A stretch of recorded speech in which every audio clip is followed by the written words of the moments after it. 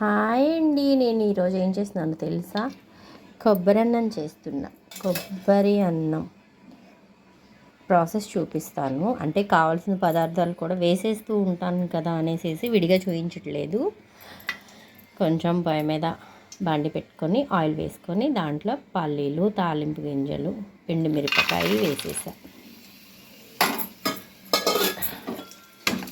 కొబ్బరి అన్నంలోకి ఇవి చక్కగా ఇలా వేయించుదాము.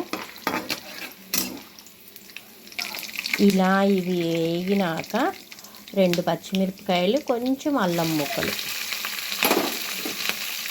వేసి వేయించాం. తర్వాత కాస్త జీడిపప్పు వేసుకుందాం.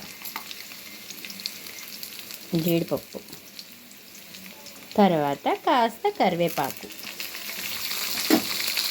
వేసి కొంచెం వేయించుకుందాం.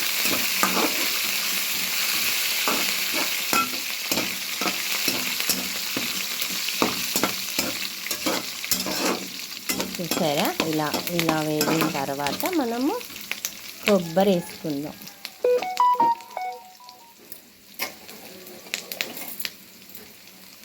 తురిమి పెట్టుకున్న కొబ్బరి అండి. ఈ కొబ్బరి ఒక కొబ్బరికాయకి వచ్చిన ఒక కొబ్బరికాయ వేసేస్తున్నాను.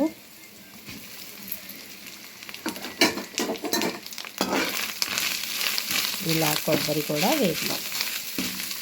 ఉడికించి చల్లార్చిన అన్నం, వేడి అన్నము చల్లార్చుకోవాలండి. కొంచెం పలుగ్గా వండుకోవాలి. అప్పుడు దాంట్లో వేసేద్దాం. ఇలా వేగినాక ఈ అన్నం వేసేద్దాం. కొబ్బరి అన్నం కదా, ఇలా వేసి ఇలా కలిపేసుకుందాము. ఏమండోయ్, ఏం మర్చిపోయానో తెలుసా?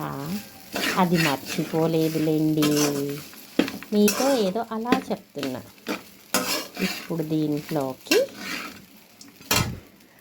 కమ్మదన్నం ఇచ్చేదేంటి అంటే ఉప్పు,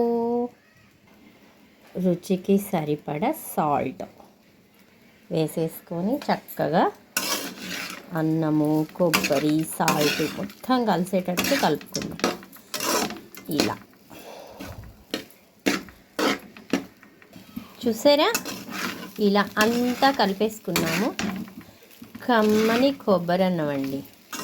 పొద్దున్నే టిఫిన్ అయినా చేసుకోవచ్చు. నేనైతే లంచ్ బాక్స్కి అండి, మా చిన్న అబ్బాయికి లంచ్ బాక్స్ కోసం ఊరెళ్ళొచ్చాను. నా వాయిస్ అయితే బాగాలేదు. ఖాద్య తయారీ విధానం అయితే మాత్రం ఇదేనండి. చక్కగా మీరు ఎలా చేస్తారో నాకు కొంచెం కామెంట్ పెట్టండి. చూసారా? ఇలా కనుక నచ్చితే ఒకసారి ట్రై చేయండి. లంచ్ బాక్స్కి రెడీ. కమ్మని కొబ్బరి అన్నం రెడీ అయిపోయింది. ఈ విధానం నచ్చితే ఒక్కసారి మీరు కూడా ట్రై చేయండి. Okay friends, bye.